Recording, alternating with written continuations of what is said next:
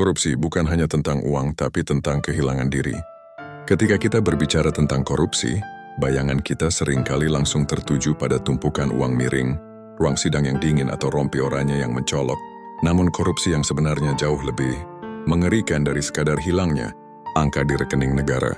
Korupsi adalah sebuah proses pembusukan dimulai dari hal kecil, menggerogoti integritas, hingga akhirnya menghancurkan martabat kemanusiaan pelakunya, menjaga diri untuk tetap bersih di tengah lingkungan yang mungkin berkompromi memang bukan perkara mudah. Itulah mengapa integritas sering disebut sebagai ujian keberanian yang sesungguhnya. Satu, integritas dimulai saat tidak ada yang melihat.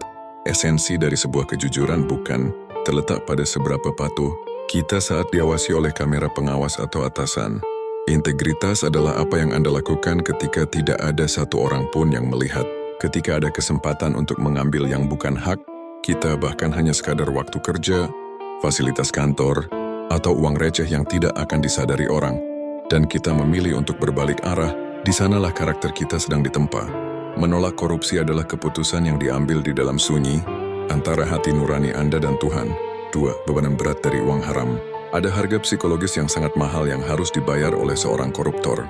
Uang hasil korupsi mungkin bisa membeli kemewahan, tempat tidur yang empuk, atau rumah yang megah.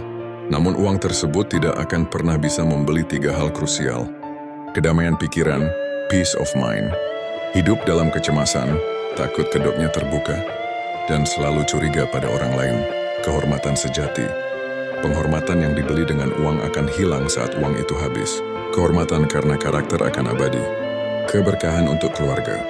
Memberi makan anak dan istri dari hasil yang tidak halal sama saja dengan menanam benih keretakan dalam keharmonisan keluarga. 3. Anda adalah teladan bagi generasi berikutnya. Setiap tindakan yang kita lakukan hari ini adalah warisan untuk masa depan. Dan jika kita berkompromi dengan kecurangan, kita sedang mendidik anak-anak kita, bawahan kita, atau masyarakat di sekitar kita bahwa curang itu boleh asal tidak ketahuan. Sebaliknya, ketika Anda berani berkata tidak pada suap, pungli, atau manipulasi, Anda sedang menjadi mercusuar. Anda sedang menunjukkan bahwa masih ada orang baik, orang jujur, dan orang yang bisa dipercaya di dunia ini. Hidup yang bersih adalah warisan paling mewah dan tak ternilai yang bisa Anda berikan kepada keturunan Anda. Memilih jalan yang sunyi namun terhormat, menjadi jujur seringkali terasa sepi. Anda mungkin akan dijauhi oleh mereka yang merasa terancam oleh kebersihan. Anda mungkin dianggap sok, suci, atau kaku. Namun ingatlah prinsip ini, lebih baik hidup sederhana dengan dada yang tegak dan tidur yang nyenyak, daripada hidup bergelimang kemewahan, namun selalu gemetar ketakutan setiap kali mendengar sirin atau ketukan.